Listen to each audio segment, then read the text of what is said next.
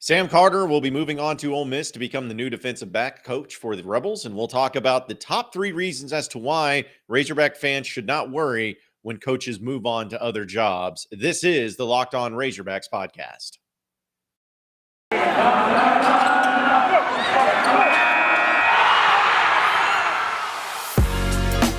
You are Locked On Razorbacks, your daily podcast on the Arkansas Razorbacks, part of the Locked On Podcast Network, your team every day.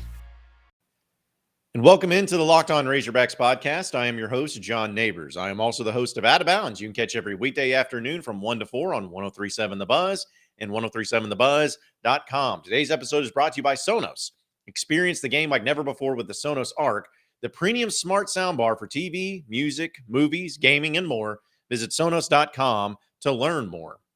Hope everybody's having a wonderful Tuesday, and we're going to obviously talk about a lot of the news that's going on in Razorback land and get to our top Tuesday, which, again, we want to keep it going. But like I said, with those types of segments that we do, sometimes there'll be some news that pops up that ends up making us want to talk about that. But we'll try to fit in both when it comes to top 3 reasons and why Arkansas should be okay whenever a coach decides to leave or a coach is fired. And obviously the news of Sam Carter moving on. And we'll start with that because obviously anytime you lose a coach, it's always going to spark a little bit of discussion as to why. And when Jamal Ashley was fired by Sam Pittman, we talked a little bit about it in yesterday's podcast.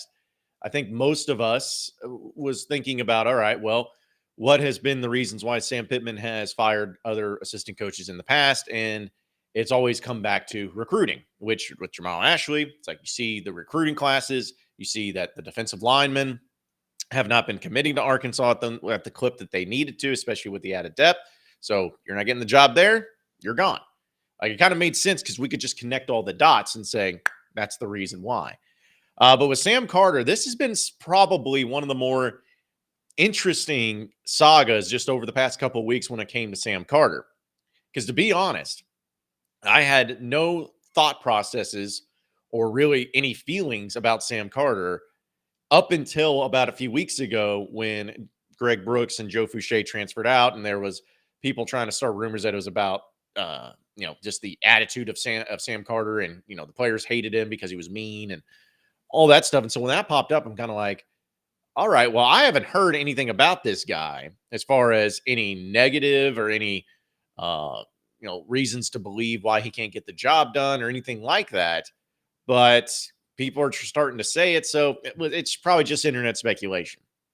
And then Arkansas brings in a couple defensive backs like Breeny from Georgia and McLaughlin from LSU.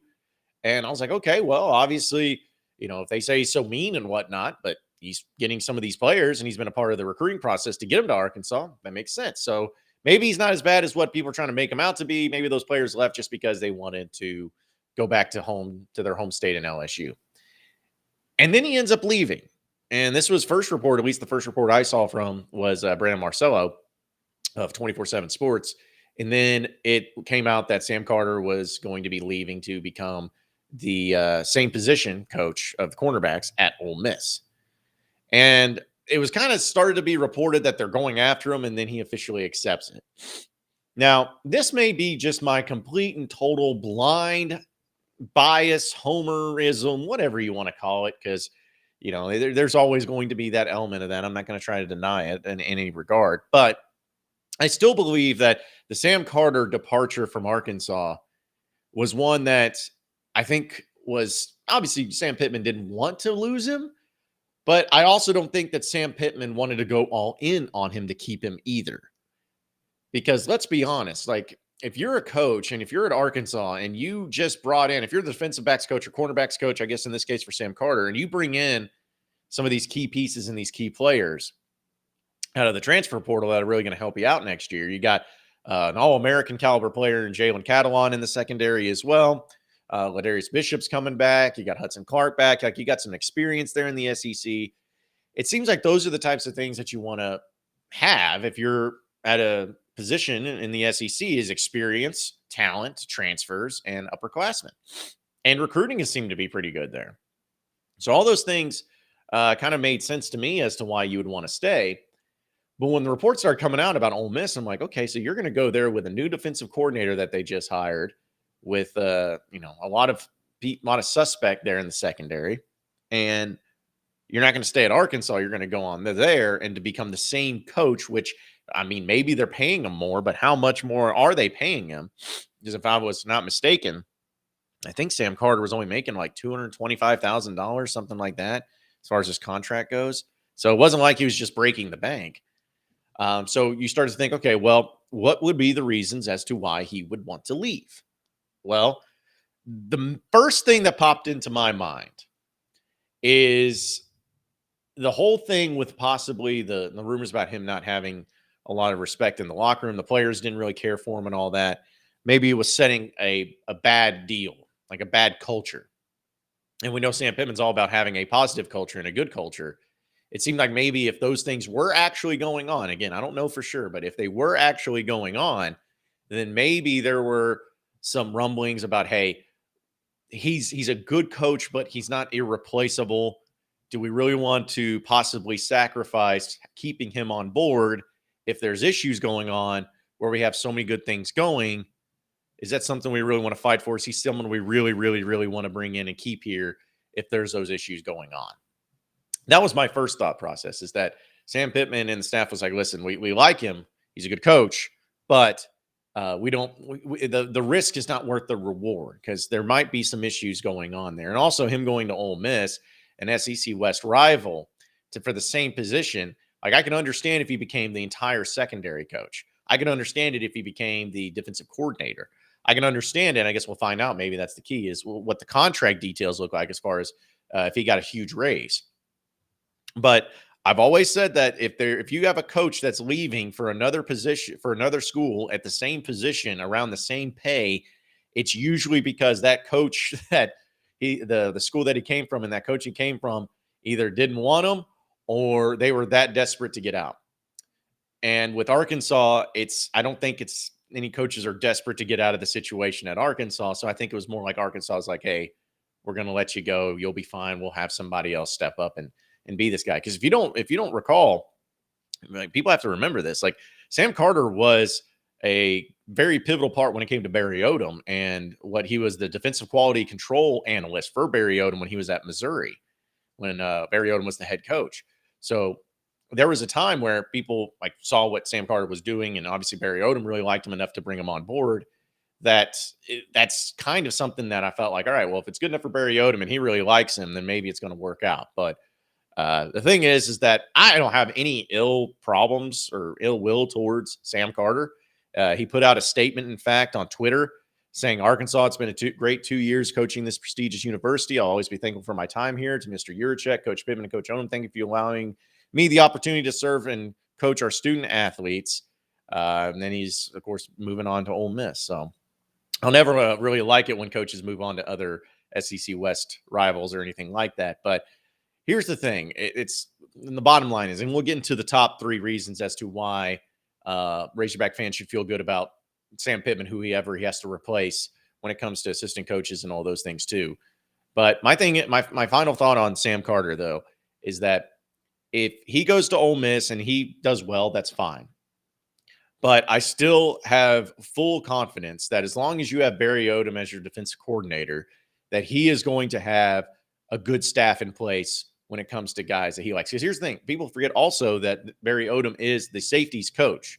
So he has a little bit of an idea exactly of how defensive backs need to work. And if you think about it, for Arkansas, the linebacker position has definitely been their strength when it came to their defense. But the secondary has been a close second.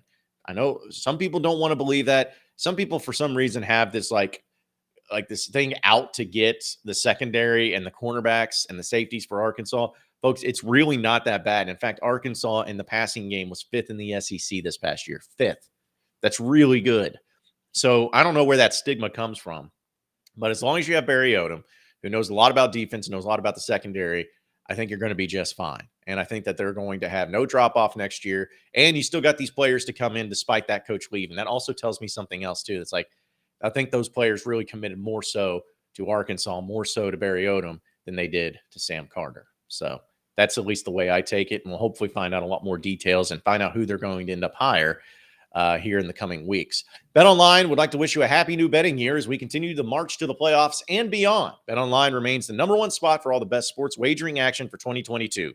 New year and new updated desktop and mobile website. Just sign up today to receive 50% welcome bonus on your first deposit. Just use promo code Locked On to get started. From football, basketball, hockey, boxing, UFC, right down to your favorite Vegas casino games.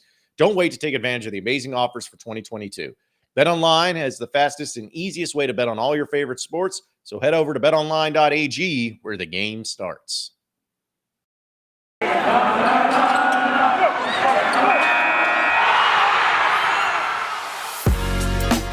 are Locked On Razorbacks, your daily podcast on the Arkansas Razorbacks, part of the Locked On Podcast Network, your team every day. All right, so since it's a Tuesday, we still want to kind of squeeze in a top Tuesday, and this thing will be, I guess, top 3. So we'll do 3 or 2 of the top 3. We'll do 3, number 3 and number 2 in this segment, and then number 1 in the final segment. That makes sense. Yeah, it's completely and totally unorganized, but that's fine. But either way, the top 3 reasons why I believe Arkansas will be just fine whenever they're having to replace coaches, in particular, when they're having to replace Sam Carter in this regard too. And the number 3 reason is because of the fact that you have talent at that position group. You have Jalen Catalon, which might be the best safety that Arkansas's had since like Ken Hamlin, maybe. God, is that true? That's like 20 years. But still, you have one of the best safeties in the land that's coming off of injury that's going to be really motivated to get back out there and should be really good as well. You have him. You have guys like Ladarius Bishop. You got guys like Hudson Clark that have a lot of experience. You got guys like Miles Slusher that really stepped up his game and was really able to do some good things there as well. And then, of course, you have Brini coming in from Georgia and McLaughlin coming in from LSU. You have plenty of talent in that secondary. And again, I know and I'm aware that Barry Odom coaches the safeties, and they're looking for a cornerback coach specifically. But let's also be honest, too, it's all part of an encompassing group. So whoever they end up hiring as a cornerbacks coach, they're going to be stepping into a really good situation where not only do they have talent, but they have experience, and they can step right in and not have to worry about it being like this rebuild job where you're going to be behind the 8 ball for the first year or two. You're going to step into a situation where you're actually going to be able to be extremely competitive and can extremely gifted when it comes up to taking on some of these SEC offenses. Now, assuming all of that, and we know that the additions of Brini and McLaughlin were huge, I still believe that those guys will be at least just as good as Greg Brooks and Joe Fouché. I think they'll actually end up being better, but they'll at least be just as good. So there's no reason to believe, assuming everybody stays healthy and you have Catalon coming back and being really great, there's no reason to believe that next year's defensive secondary won't be better, honestly. Like the defense, D-line, we'll see. We don't even know what it's going to be looking like at this point in time. We don't know who the coach is. Linebacker, good shape. Drew Sanders, and of course, Bumper Pool returning. Those are huge factors. So you should be pretty good there. As long as you got 2 great, talented linebackers, you should be good. But the secondary is going to be your best part of your defense, or at least heading into the season will be the best part of the defense because of the talents, because of the depth, because of the recruiting that has been done there, and because you got really great coaches back there that are going to put it together and do really good things for them. So I have no issues in believing that the team's going to be able to, and Sam Pittman's going to be able to hire somebody because of that fact in the secondary, because they have a lot of talent there, and that goes a long way as well. The number 2 reason why I believe Arkansas will be just fine when it comes to hiring new coaches in particular, and the secondary coach, is that you're in the SEC West, you're at a program that's on the up and up. You have Barry Odom, who's a really good defensive coordinator, and you are at a school that, at least at this point in time, has shown that they are willing to pay money for quality. They're willing to pay up if it means quality coaches. And, everyone talks about this. This is another stupid stigma that Razorback fans have, because it all came up with the stupid NIL stuff that people had no idea what they were talking about, but they wanted just to start crap and see if it stuck. But, they always kept calling Hunter Yurachek, Hunter won't write a check or whatever. It's like, that is so dumb. It's clever, but it's dumb. Like, there is nothing that has led me to believe that Hunter Yurachek is not willing to pay for quality. You know what Hunter Yurachek wants to do at the end of the day? He wants to win. He wants to win as bad as anybody. He doesn't care how he gets there. He just wants to win. And if he sees that if Sam Pittman came to him and said, hey, I have this cornerbacks coach that's going to knock your balls off. This guy is legit. He can recruit. Maybe he's a big name that even that Hunter Yurachek's heard of. And here's the thing. We're going to have to pay him $100,000 more than what we were paying Carter. Do you think Yurachek's going to sit back and say, you know what? I appreciate that, coach, but I mean, the most I could do would be $50,000. We just can't spare the extra $50,000 after that. No. He's going to be like, all right, here you go. As you say you need him? Do you really need him, coach? Yes, I do. Get him. Hire him. Because we want to win. Like, that's what Yurachek does. And it's just so dumb when people start bringing up the fact that he doesn't want to, like, pay money to get coaches. That there's no evidence of that. Zero evidence of that. For crying out loud, you still were able to retain Barry Odom and Kendall Briles. They're getting paid highly as coordinators. I think Barry Odom's like the third or fourth highest paid coordinator in the country, if I'm not mistaken, at least at last time I checked. So we'll see what happens when they get renegotiations. But there's no reason to believe that he's not going to go out and pay for quality coaches, especially if those coaches, the head coaches, want those guys.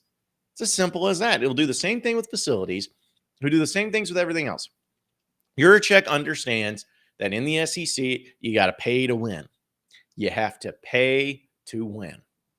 And coaches, he's going to make sure that they get taken care of, especially if they are so vital to that particular head coach in being successful.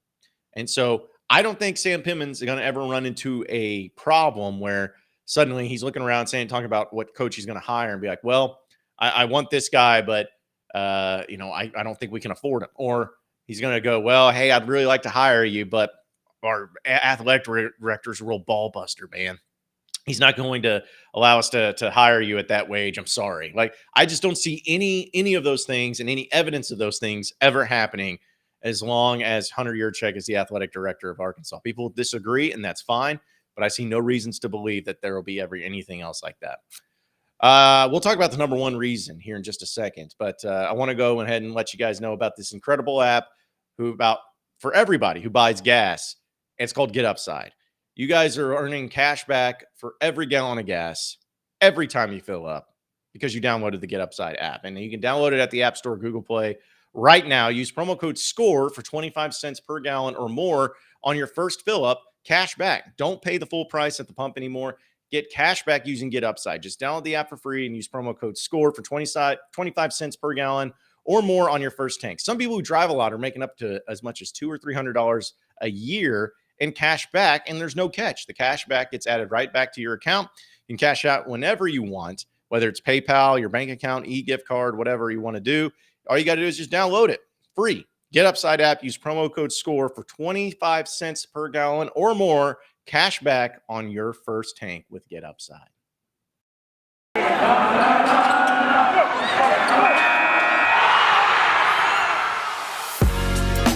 You are Locked On Razorbacks, your daily podcast on the Arkansas Razorbacks, part of the Locked On Podcast Network, your team every day. All right, so final segment, the number one reason as to why Razorback fans should not worry about ever having to replace a coach. And once again, have to make sure I'm talking about it. In this case, with Sam Carter as the cornerbacks coach. And the number one reason, of course, is Sam Pittman. Now, maybe it's very cliche to put it that way. And some of you are going to be rolling your eyes into the back of your head saying, well, that was anticlimactic when it came to the number one reason. But it's true. You have Sam Pittman as a head coach, which we've talked about this, but we're going to reiterate the point. There is a lot of things about Sam Pittman that are not perfect. There's a lot of things that he is still learning as a head coach. There's a lot of things that he is continuing to try to build upon, to try to make sense out of. And he's going to have his flaws. He's going to have his mistakes. He's going to have his issues. He's never going to be perfect because I don't think anybody is. But the one thing that you can never, ever, ever accuse Sam Pittman of is not being someone that coaches want to coach for and players want to play for. He has that mentality of being able to build relationships with the people that are inside his program. Whether it's a starter or a walk-on, whether it's a coordinator or just like somebody, a position coach, or even somebody like on staff, like a graduate assistant. No matter who it is, he's going to have great relationships with those people. And he has that respect not only within the walls of the University of Arkansas, but also outside. Like everybody loves Sam Pittman. Everybody roots for Sam Pittman. You look out into the SEC and some of the jobs and everything, everyone roots for him. Everyone wants him to win as long as they're not playing their team. And that's something that's not just because of he's a golly shucks good old guy. It's because people actually respect him as a coach as well. They know that he's got a pedigree of being successful, especially with the offensive line for so many years. And he does the same thing and is doing the same thing when it comes to the head coaching position right now. So knowing all that, and also the fact that he is in a quick 2 years have proven himself to be contending and also a legitimate SEC coach. Like not just something that's going to take a while to build up. Like he is proving himself to be running with the big boys, as good of a coach as there is out there and as good of a coach there is in the SEC. He has proven that, and it's been able to do it by building up a program in 2 short years. You don't think other coaches outside the university are seeing that where, hey, if that guy ever offered me a job or that guy ever wanted me to come work for him, I'd definitely consider it because it seems like he gets it. Seems like he knows what he's doing. Seems like he knows how to build upon a program and put things in motion to make it to where you're taking Arkansas from being the bottom of the bottom of the bottom when it comes to a program in the Power Five and in the SEC, and that he's turned it around in 2 years to make it not only a program that is contending for a high-level bowl game, but also was contending with just being a touchdown away from beating Alabama, being 1 point away from beating Ole Miss, to where if they would have had those 10 points, he would have won the SEC West. Like they see that. People see that. People understand that. And because of that fact, you're going to have the respect and also the perception from other assistant coaches that people are going to want to go and play there, coach there. Why wouldn't you want to be a part of that? Why wouldn't you want to be a part of that culture? Do you want to be, if you're a coach, do you want to go to a place where it may be getting fired here soon? If you're an assistant coach, do you want to go to a place to where it seems like you just can't get the recruits and they have so much turnover and so much rotation when it comes to their coaches that nobody is safe? Like you don't want to be a part of that culture. The Sam Pittman culture you want to be a part of. And also another fact, if I'm an assistant coach or if I'm a position coach and I'm seeing and I'm getting talked to about Arkansas and I'm looking, I'm like, Barry Odom and Kendall Briles had offers to go to other places for other big time jobs and they turned it down to stay at Arkansas with Sam Pittman. Yeah, it's raising my flag up. And I'm like, okay, there's something about what's going on over there at Arkansas that obviously has coaches wanting to stay there, not only be there, but stay there.